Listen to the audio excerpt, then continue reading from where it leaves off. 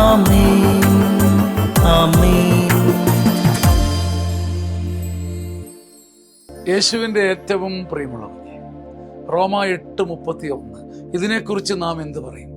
ദൈവം നമ്മുടെ പക്ഷത്തെങ്കിൽ ആര് നമുക്കെതിരെ നിൽക്കും? ഒരു കുഞ്ഞു ചോദ്യം, ഒരു കുഞ്ഞുമണി ചോദ്യം, ആത്മാവിൻ്റെ ശക്തിയും ധൈര്യവും നമ്മിലേക്ക് ഇങ്ങനെ സ്വർഗത്തിൻ്റെ ചോർപ്പ് കൊണ്ട് ഒഴിക്കുകയാണ്.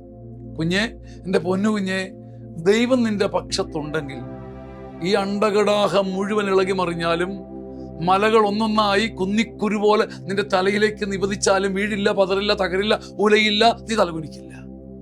ദൈവം നിന്റെ പക്ഷത്ത് നിൽക്കാൻ നിനക്കെന്ത് ചെയ്യാൻ പറ്റും? ദൈവം നിന്റെ പക്ഷത്തുണ്ടെങ്കിൽ ഒരൊറ്റ മനുഷ്യനും നിയമസംഹിതയ്ക്കും രാജ്യത്തിനും പോലീസിനും ഒന്നും തൊടാൻ പറ്റില്ല. അസ്പർശ്യനായി നീ നിലകൊള്ളും. ദൈവം നിന്റെ പക്ഷത്ത് നിൽക്കാൻ നിനക്കെന്ത് ചെയ്യാനാവും? ദൈവത്തിന്റെ കരുണയുടെ മുമ്പിൽ ഹൃദയം തുറന്നു നിൽക്കുക, കർത്താവിൻ്റെ വചനത്തോട് ഒട്ടി നിൽക്കുക.